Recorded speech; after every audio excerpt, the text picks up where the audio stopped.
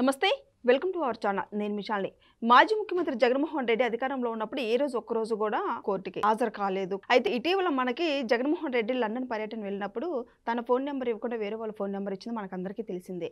అయితే ఈ రోజు సిబిఐ కోర్టుకి 14వ తేదీన హాజరు కావాలి. కానీ జగన్మోహన్ రెడ్డి హాజరు అవుతారా లేదా అని చర్చ అయితే బాగా జరుగుతుంది. అయితే దీని మీద పూర్తిగా విశ్లేషించడానికి మన స్టూడియోలో ఉన్నారు సీనియర్ జర్నలిస్ట్ దుర్గా కుమార్ గారు ఉన్నారు. వారిని అడిగి విషయాలను తెలుసుకునే ప్రయత్నం చేద్దాం. నమస్కారం సార్. నమస్తే మిషాల్ని, మన వీక్షకులు కూడా.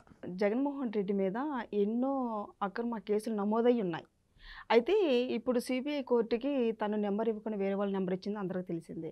అయితే కంపల్సరీగా హాజరు కావాలని వస్తుంది. జగన్మోహన్ రెడ్డి ఏమో నేను హాజరు కాను, నన్ను వీడియో కాల్లో మాట్లాడతానని సమాచారం అయితే వస్తుంది. అయితే జగన్మోహన్ రెడ్డి పరిస్థితి ఇంకా తర్వాత ఏ విధంగా ఉండబోతుందంటే ఏం చెప్తారు సార్? జగన్మోహన్ రెడ్డి దేశంలో ఇంతకాలంలో ఎవరు కూడా కోర్టుల్ని శాసించాల, కోర్టు ఆదేశాలని శిరసా వహించారు. ఈవెన్ ప్రధానమంత్రిగా చేసిన ఇందిరాగాంధీ గారు దేశంలో అత్యంత శక్తివంతమైన ప్రధానిగా, ప్రపంచంలో కూడా పేరున్న నాయకురాలు కూడా అతి చిన్న కోర్టులకు కూడా కోర్టు ఆదేశాలను శిరసా వహించి ఆ కోర్టులకు హాజరైంది. కానీ జగన్మోహన్ రెడ్డి గారు కోర్టులనే శాసించే పరిస్థితికి వచ్చింది. ఇప్పుడు ఆయన కొన్ని 3000కు పైగా వాయిదాలకు కూడా వెళ్లకుండా కూడా కేసులు నడిచినాయి.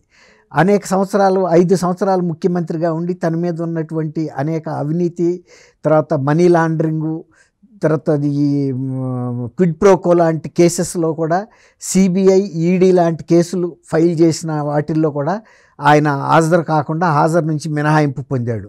అదేమంటే నేను ముఖ్యమంత్రిగా ఉన్నాను, నేను ముఖ్యమంత్రి హోదాలో ఇక్కడికి రావాలంటే సెక్యూరిటీకే ప్రతి వాయిదాకి ఒక 50 లక్షల దాకా ఖర్చు అవుతుంది, అందువల్ల నన్ను ఈ వాయిదాల నుంచి మినహాయించమని అడిగితే మినహాయించారు. మినహాయించి ఇప్పుడు 15 నెలలు అయిపోయింది, ఎలక్షన్ అయిపోయి ఆయన ఓడిపోయి. ఆయన ఒక శాసనసభ్యుడు మాత్రమే. అప్పటి నుంచి కూడా ఇప్పటి వరకు కూడా ఏదో ఒక కారణంతో ఆయన ఈ వాయిదాలకి హాజరు కాకుండా తప్పించుకుంటున్నాడు. దేశంలో ఇట్లాంటి చరిత్ర గతంలో ఎవరికి కూడా జరిగి ఉండదు, ఇదే ప్రథమం. అయితే మొన్న ఈ మధ్య ఆయన యూరప్ వెళ్ళటానికి సిబిఐ కోర్టు అనుమతి అడిగాడు. ఆయన ఎప్పుడైనా సరే విదేశాలకు వెళ్ళాలంటే ఆయన కేసెస్ సిబిఐ కోర్టులో ఉన్నాయి కాబట్టి ఆ కోర్టు పర్మిషన్ ఇస్తే మాత్రమే వెళ్ళాలి. అందువల్ల సిబిఐ కోర్టుని అడిగితే సిబిఐ కోర్టు కూడా పర్మిషన్ ఇచ్చింది. ఇస్తూ ఏం చెప్పిందంటే నవంబర్ 14వ తేదీలోగా మీ పర్యటన ముగించుకొచ్చిన తర్వాత కోర్టులో స్వయంగా హాజరు కావాలని చెప్పింది. ఆయన ఒక వ్యూహాత్మకంగా ఇప్పుడు ఏం చేశాడంటే 14వ తారీఖు వరకు టైం ఉన్నప్పటికీ కూడా నేను పిటిషన్ ఒకటి పెట్టాడు, మీరు నన్ను వ్యక్తిగతంగా హాజరవ్వమన్నారు, నేను గనక వ్యక్తిగతంగా హాజరైతే నాకు చాలా ప్రత్యేకమైనటువంటి రక్షణ ఏర్పాట్లు చేయాల్సి ఉంటుంది, ఆ రక్షణ ఏర్పాట్లు చేయటానికి ప్రభుత్వానికి యంత్రాంగానికి భారం అవుతుంది అన్నాడు. ఇప్పుడే భారం కాదు, జగన్మోహన్ రెడ్డి గారు రాజకీయాల్లోకి వచ్చిన దగ్గర నుంచి ఆయన ప్రజలకి భారంగా మారాడు, ప్రభుత్వాలకు భారంగా మారాడు, ప్రభుత్వ దర్యాప్తు సంస్థలకి భారంగా మారాడు. చాలా వైట్ ఎలిఫెంట్ లాగా అయింది. ఆయన తండ్రి ముఖ్యమంత్రిగా ఉండగానే క్విడ్ ప్రోకో లాంటి డబ్బులు కొట్టేసే సందర్భంలో ఆయన ప్రజలకి భారంగా మారాడు. ప్రజల డబ్బు కొన్ని వేల కోట్లు దోసుకున్నాడు. అవన్నీ కూడా 45,000 కోట్లు ఈడీ జప్తులు కూడా ఉన్నాయి. ఇప్పుడు ఆ కేసెస్ ఇప్పుడు ఇక్కడ సిబిఐ కోర్టులో విచారణ జరుగుతున్నాయి. అది ఆ కోర్టులో కూడా విచారణ ప్రాథమిక దశ దాటి ముందుకు వెళ్ళనట్లా. ఎందువల్ల అంటే అందులో ఉండే ముద్దాయిల చేత వీళ్ళు క్వాష్ పిటిషన్స్ ఇస్తున్నారు, ఒకళ్ళ తర్వాత ఒకళ్ళు. ఇప్పటికి 6 జడ్జీలు మారినా కూడా ఆ దశ దాటి వెళ్ళలేదు. తర్వాత ఈ ప్రతినిధుల కేసులకు సంబంధించి ఎటువంటి కేసులనైనా 1 సంవత్సరం లోపల పరిష్కరించమని అత్యున్నత న్యాయస్థానం సుప్రీంకోర్టు అనేక పర్యాయాలు ఈయనకి సంబంధించిన కేసుల్లోనూ ఇన్ జనరల్గా కూడా ఆదేశాలు ఇచ్చినా కూడా జగన్మోహన్ రెడ్డికి మాత్రం అవి వర్తించట్లేదు. ఇప్పుడు ఆయన ఒకవేళ కనుక నన్ను రమ్మంటే వస్తాను, కానీ ప్రజలకి ప్రభుత్వాలకి భారం అవుతుంది, నాకు ఒక ప్రత్యేకమైన రక్షణ ఏర్పాట్లు చేయాల్సిన బాధ్యత ఉంది అంటున్నాడు. ఒక మాజీ ముఖ్యమంత్రికి ఏ విధమైనటువంటి రక్షణ ఏర్పాటు చేయాలో ఈయన ఒక్కడే కాదు మాజీ ముఖ్యమంత్రి, దేశంలో చాలామంది ఉన్నారు, అనేక రాష్ట్రాల్లో సజీవులుగా ఉన్న మాజీ ముఖ్యమంత్రులు ఉన్నారు, మాజీ ప్రధానులు కూడా ఉన్నారు. అటువంటి వాళ్ళకి ఏ ప్రోటోకాల్ ఎంత ఇవ్వాలో అంత సెక్యూరిటీ ఇస్తారు. కానీ మాజీ ముఖ్యమంత్రులుగా ఉన్న వ్యక్తులు బయటికి చెప్పుకోలేని కొన్ని నేరాల్లో కనుక వాళ్ళు అదృశ్య పాత్ర వహించి వాళ్ళ నుంచి వాళ్ళకి ఏదన్నా ప్రాణహాని ఉంటే అది ఏదైనా ఉంటే బయటికి చెప్పాలి. అది బయటికి చెప్పకపోతే మామూలుగా ఏ ముఖ్యమంత్రికైనా ఎట్లాంటి ప్రోటోకాల్ ఇవ్వాలో అదే ఇస్తారు. ఇటువంటి భయాలు ఏమైనా ఆయనకి గనక ఉంటే ఆయన ఏదన్నా కొన్ని అక్రమ కేసుల్లో అదృశ్య శక్తిగా పనిచేస్తే నేను ఫలానా కేసులో కూడా నా పాత్ర ఉంది కాబట్టి వాళ్ళ నుంచి నాకు ప్రాణాపాయం ఉంది కాబట్టి ఇంకా నాకు పెంచమని అడగొచ్చు. అంతే తప్ప ఇవి ప్రభుత్వాలకి యంత్రాంగాలకి భారం అవుతుందంటే ఎందుకు భారం అవుతుంది? అందరు ముఖ్యమంత్రులకి ఏ సెక్యూరిటీ అయితే ఇస్తారో నీకు కూడా ఇస్తారు. తర్వాత కావాలంటే నేను మీకు వీడియో కాన్ఫరెన్స్ ద్వారా నేను అందుబాటులో ఉంటాను అని ఆయన ఒక ఆప్షన్ ఇస్తున్నాడు కోర్టులకి. నువ్వు చెప్పక్కర్లేదు, వాళ్ళు విచారించిన తర్వాత నీకు ఏ విధంగా నిన్ను రప్పించాలా వద్దా అనే విచక్షణాధికారం వాళ్ళకు ఉంటుంది, వాళ్ళు చేస్తారు.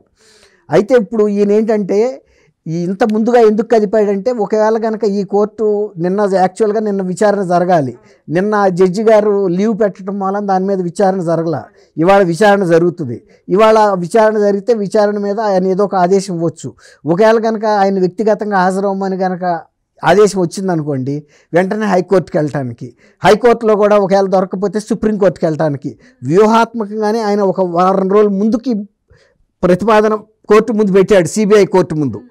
అంటే ఈ టైం దొరుకుతుంది, ఒక వారం రోజుల లోపల మళ్ళీ వెంటనే హైకోర్టు సుప్రీంకోర్టులో కూడా తను ఈ రిలీఫ్ పొందటానికి, అంటే మినహాయింపు పొందటానికి ఇది ఒక వ్యూహాత్మకమైనటువంటి ఎత్తుగడ. తర్వాత ఒక మాజీ ముఖ్యమంత్రిగా నువ్వు ఉన్నప్పుడు నువ్వు ముఖ్యమంత్రిగా చేసిన నేరాలు కాదు ఇవి, నువ్వు వ్యక్తిగతంగా చేసిన అవినీతి, దానికి సంబంధించి నువ్వు వ్యక్తిగత హోదాలోనే హాజరవ్వాలి. కాబట్టి నువ్వు మాజీ ముఖ్యమంత్రిగా కూడా పనిచేసావు కాబట్టి నీకు ఇవ్వాల్సిన సెక్యూరిటీ ఏదైతే అక్కడ నియమ నిబంధనల ప్రకారం ఆ సెక్యూరిటీని పెడతారు. నువ్వు అవి కాకుండా కూడా అనేక మంది బౌన్సర్స్ని పెట్టుకుంటున్నావు కదా, వాళ్ళు అనేక మంది మీద దౌర్జన్యాలు కూడా చేశారు. కొన్ని శుభకార్యాలకి నువ్వు హాజరైన సందర్భంలో కూడా అక్కడ అతిథులను కూడా మహిళలన్నీ చూడకుండా కూడా కొట్టారు. ఆ బౌన్సర్లు పెట్టుకునే సదుపాయం నీకు ఎప్పుడు ఉంది, కోర్టుకు వెళ్ళినా ఉంటుంది, పెళ్ళిళ్ళకి వెళ్ళినా ఉంటుంది, లేదన్నా ఎక్కడన్నా ప్రజా కార్యక్రమాలకు వెళ్ళినా పెట్టుకెళ్తున్నావు కదా, పెట్టుకురా. కానీ వాళ్ళ ద్వారా ఇతరుల మీద ఇతర కక్షిదారుల మీద కోర్టులో వచ్చే సందర్శకుల మీద చేస్తే మాత్రం అది కేసు అవుతుంది. అది ఆయన చూసుకోవాలి. అంతేగాని నేను వస్తే ప్రత్యేకమైన రక్షణ ఏర్పాట్లు చేయాలని ఆయనే కోర్టులకి ప్రభుత్వాలకి ప్రభుత్వ యంత్రాంగాలకి ఆదేశాలు ఇవ్వటం అనేది ఏంటో మనకు అర్థం కాదు. మనకి నువ్వు మాజీ ముఖ్యమంత్రి అయినందువల్ల నీ ఒక్కడవే కాదు కదా, రేపు ఎవరైనా అవుతానే ఉంటారు మాజీ ముఖ్యమంత్రులు, వాళ్ళకి ఇవ్వాల్సిన ప్రొటెక్షన్ ఇస్తూనే ఉంటారు, వాళ్ళ జీవితకాలం కూడా కొనసాగుతాయి. ఒకవేళ కనుక వాళ్ళకి అంత థ్రెట్ లేదనుకుంటే ఒక కమిటీ ఉంటుంది, దీన్ని విచారించే కమిటీ, వాళ్ళు అవసరం లేదనుకుంటే తీసేస్తారు కంప్లీట్గా. కొంతమంది ముఖ్యమంత్రులు రిక్షాల్లో తిరిగే వాళ్ళు కూడా ఉన్నారు, వాళ్ళకేం ప్రాణ భయం లేదు. ఇప్పుడు నువ్వేదన్నా కొన్ని బయటకు చెప్పలేని కేసుల్లో కనుక ఉండి వాళ్ళ వైపు నుంచి నీకేదన్నా ప్రాణహాని ఉందంటే కనుక అది నువ్వు పోలీసులకు చెప్పొచ్చు, ఫలానా వాళ్ళ ద్వారా నాకు ప్రాణహాని ఉంది, ఆ కేసులో నా పాత్ర ఉందని ఏదన్నా ఉంటే చెప్పుకో. లేదు, ఈ విధంగా ప్రభుత్వాల్ని కోర్టుల్ని కూడా ఆయన శాసిస్తున్నాడు. కోర్టుల ఆదేశాలను నువ్వు శిరసా వహించాలి, కానీ నువ్వు ఇచ్చే ఆదేశాలను కోర్టులు ప్రభావితం చేసే విధంగా మాట్లాడుతున్నాడు ఆయన. ముందే నేను కావాలంటే నువ్వు కావాలంటే ఏంటి, నువ్వు వ్యక్తిగతంగా చేసిన నేరాలకి నువ్వు వ్యక్తిగతంగా హాజరు కావాల్సి ఉంటుంది. అంతేగాని నేనేదో పెద్ద తోపుని తురుంకాన్ని నేను బయటికి రాను, నేను కావాలంటే మీకు ఆ కాన్ఫరెన్స్ దీంట్లో వస్తాను, వీడియో కాన్ఫరెన్స్లో వచ్చే సందర్భాలు వేరు. ఒకవేళ కనుక పోలీసులు తగిన రక్షణ, కొంతమంది ముద్దాయిల్ని జిల్లా జైలు నుంచి సెంట్రల్ జైలు నుంచి తీసుకొచ్చేటప్పుడు పోలీసు షార్టేజ్ ఉంటే వాళ్ళకి తీసుకొస్తానికి స్టాఫ్, ఆ సందర్భాల్లో ఇట్లా ఫోన్ ద్వారా లింకేజ్ ఇస్తారు కోర్టు జడ్జి గారికి. ఇప్పుడు నీది తీవ్రమైన కేసు కదా, ఇప్పటికే చాలా సంవత్సరాలు, దాదాపు 12 సంవత్సరాలు అయిపోతుంది. కాబట్టి ఈ కేసులో ఇంకా నువ్వు వ్యక్తిగత మినహాయింపు పొందుతాను, ఇంటి దగ్గర కూర్చుని ప్యాలెస్లో కూర్చుని కోర్టులో జడ్జి గారికి సమాధానాలు చెప్తాననే పరిస్థితి ఉండదు. సార్, ఒకవేళ సిబిఐ కోర్టుకు హాజరు కాకపోతే ఇక శిక్ష తప్పదన్నట్టు కూడా మనకు సమాచారం వస్తుంది.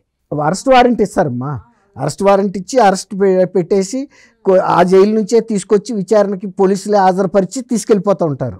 అట్లా కూడా ఉంటుంది. ఒకవేళ కనుక ఇతను ఈ విధమైనటువంటి శాసించే దశలో ఉంటే అసలు వాళ్ళు ఈయన బెయిల్ని రద్దు చేసేసి, ఇప్పుడు అసలు బెయిల్ మీద ఉన్నాడు, బెయిల్ రద్దు చేస్తే ఆటోమేటిక్గా జైల్లోనే ఉంటాడు కాబట్టి ఎప్పుడైనా హాజరవటానికి వాళ్ళే తీసుకెళ్తూ ఉంటారు పోలీసులే.